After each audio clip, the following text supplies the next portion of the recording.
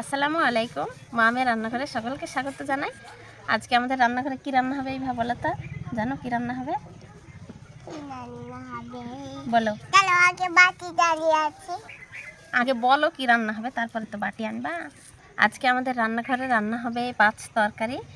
তো পাঁচ তরকারি তো সকলে রান্না করে, তো সেটা দেখানোর কি আছে আপনারা হয়তো সেটা ভাবছেন, কিন্তু না, এটা রান্নার শেষে কাঁচা মশলা কিভাবে দিতে হয় এবং স্বাদ কত সুন্দর হয় সেটা এই ভিডিওটা না দেখলে বুঝতে পারবেন না।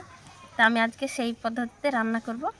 রান্নার শেষে রান্না করার পর কাঁচা মশলা মেশানো, তো অবাক হওয়ারও কিছু নয়, এভাবে ট্রাই করে দেখবেন, খুবই সুন্দর লাগে। তো পাঁচ তরকারির মধ্যে পাঁচটা না, মনে হয় ছটা হয়ে যাচ্ছে, তাই না? এটা গণত কটা তরকারি হচ্ছে? টমেটো, আমি বলছি টমেটো, আলু, লাফা, কি এটা? কফি, এটা কি? পালং। পালং। আর এটা এটা কি? এটা এটা শিম। সিম। ইভা অনেকটা চিনে গিয়েছে। সিমের বিচি। হ্যাঁ, সিমের বিচিটা ভেতরে আছে। 1 2 3 4 5 6 6 তরকারি, নাম হবে পাঁচ তরকারি। অ্যাকচুয়ালি তরকারিটা 6 রকমের। তো দেখতে থাকুন কিভাবে রান্না করছি, তাই না? কাটবো। আচ্ছা, ইভা একটা একটা করে দেবে আর আমি একটা একটা করে কাটবো। এটা কি দিয়েছো আমাকে? আলু। আলুগুলো এরকম শেপ হবে, এইভাবে কেটে নিচ্ছি। হয়ে গেল এটা কাটা। হ্যাঁ, সিম দাও, সিম। সিমের ভিতরে কি আছে রে ইভু? কি আছে? বিচি। দাও দাও। মা নিব না, কি করবা? খাই। খাবি? দাঁড়াও দাঁড়াও দাঁড়াও, দিচ্ছি।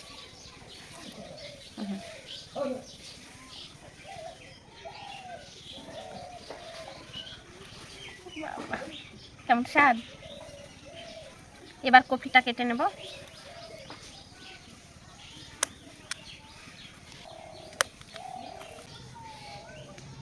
তো আমাদের সব সবজি কাটা হয়ে গেছে, এবার ধুয়ে পরিষ্কার করে নেব।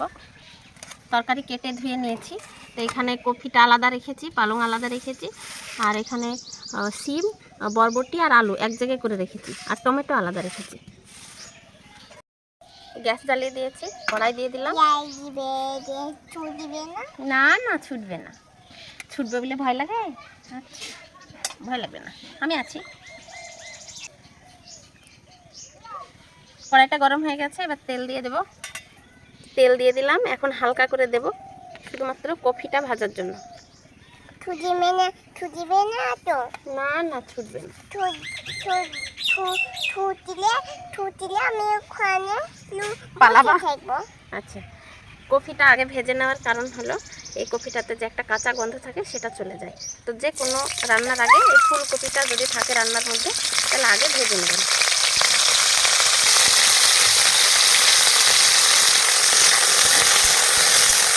হয়ে গেছে কফি ভাজা, এবার তুলে নেব, এই থালাতেই তুলে নেব। হয়ে গেছে, তাই না? এবার দেব শুধু পেঁয়াজ আর রসুন, এই পেঁয়াজ আর লঙ্কা। এখানে অন্য কোনো মশলা এখন দেব না, মশলা দেওয়ার পদ্ধতি আছে আলাদা, দেখতে থাকুন তাহলেই দেখতে পাবেন। এইভাবে একটু নেতিয়ে নেতিয়ে যাবে, এই মুহূর্তে দিয়ে দেব তেল। এবার তরকারিতে যতটুকু পরিমাণ তেল লাগবে সেটুকুই দিয়ে দেব। তা ঠিক এইরকম পেঁয়াজটা খুব ভেজে ফেললে কিন্তু এই তরকারিটা ভালো লাগবে না খেতে। ঠিক এই ধরনের হবে, একটুখানি একটু ভাজা ভাজা হবে। এই মুহূর্তে দিয়ে দেব এই সিম আর আলু আর বরবটি।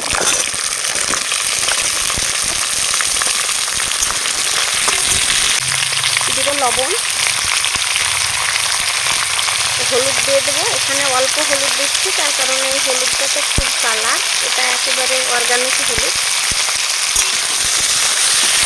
দেখুন ওই হলুদে খুব সুন্দর একটা রং চলে এসছে।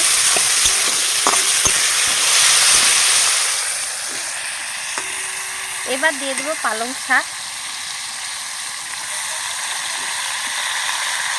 এখানে একটা ছোট্ট টিপস বলি, এখন টমেটো দিচ্ছি না, তার কারণ টমেটো দুটো পদ্ধতিতে দেওয়া যায়, একেবারে রান্নার শেষে আর দিলে রান্নার প্রথমে। তো মাঝে কখনো টমেটো দেবেন না তরকারিতে, তাহলে অন্য তরকারিগুলো সেদ্ধ হবে না। তো আমি এখন দেবো না, লাস্টে দেবো। পালং দিয়ে ভালোভাবে নাড়াচাড়া করে নিয়ে এবার দেবো ভেজে রাখা কচি।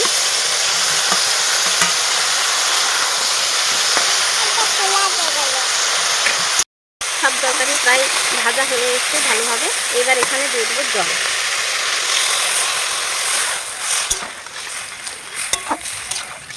একটু জল লাগবে, তো আমি আর একটু দিয়ে দিচ্ছি। দেখে মনে হচ্ছে তো যে তরকারিটা বিগড়ে গেল, একদমই না। দেখবেন এইভাবে বানিয়ে খুবই সুস্বাদু হয় খেতে। এটা মায়ের রেসিপি। না, এটা এবার ঢেকে দেব। এখানে রসুন নিয়েছি, আর লাগবে এক টুকরো আদা। আদাটা আমি একটু ছোট ছোট করে কেটে নেব। লাগবে গোটা জিরে। আর এখানে লাগবে 5 ফোড়ন। 5 ফোড়ন, ময়দা, রসুন। আদা, 5 ফোড়ন, জিরে আর রসুন সবগুলোকে একসঙ্গে ভালোভাবে বেটে নেব, তাই না ইভা? কেমনভাবে বাটবো?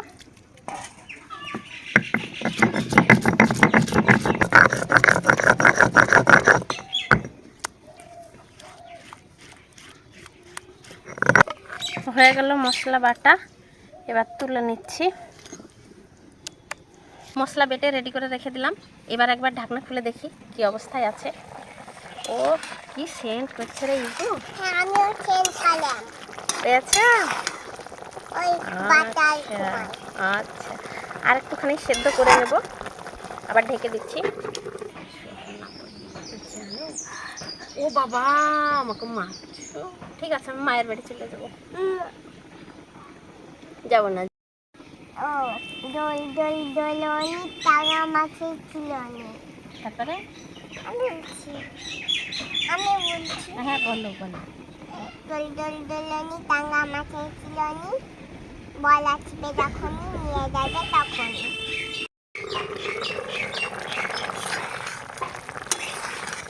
এরকম লাগে দেখেছি। আলুটাও সেদ্ধ হয়ে গেছে। একটা ফুলকপি দেখি, ফুলকপিও প্রায় সেদ্ধ হয়ে এসছে। এইবার দিয়ে দেবো এই কাঁচা মশলা। রান্না করা তরকারিতে দিয়ে দিলাম কাঁচা মশলা। স্বাদ বিগড়াবে না, একটু বানিয়ে দেখবেন এইভাবে, ঠিক এই পদ্ধতিতে খুবই সুস্বাদু হয় খেতে। আর এইবার দেব টমেটো।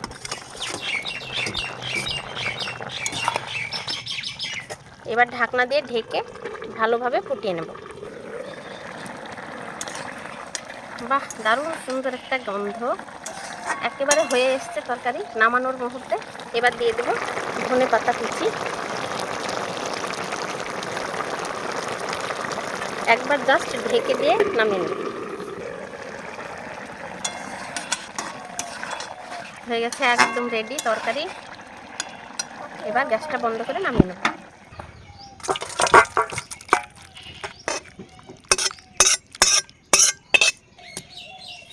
দেখতেও খুব সুন্দর হয়েছে,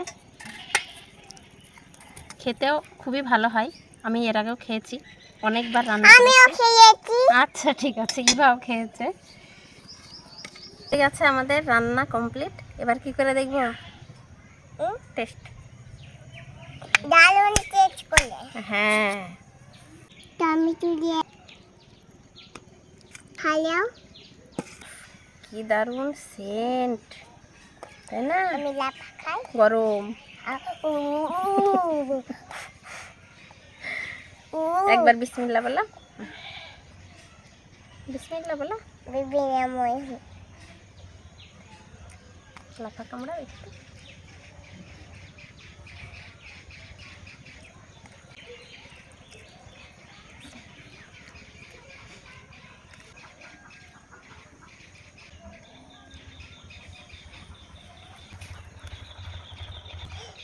দিয়ে প্রথমে লাইক করতে হবে। সত্যি অসম্ভব সুন্দর হয়েছে খেতে। এভাবে বানিয়ে দেখবেন। রান্না করা তরকারিতে কাঁচা মশলা মিশিয়ে খুবই সুন্দর হয় খেতে। স্বাদটা একেবারে ইউনিক, অন্যরকম খেতে লাগে। তো আজকের ভিডিওটি এই পর্যন্ত, দেখা হবে পরের ভিডিওতে যদি কিছু ভালো লেগে থাকে লাইক করবেন, কমেন্ট করে জানাবেন কেমন হয়েছে। আর এই ধরনের রান্না পেতে মা মেয়ের রান্নাঘর চ্যানেলটি অবশ্যই সাবস্ক্রাইব করে রাখবেন।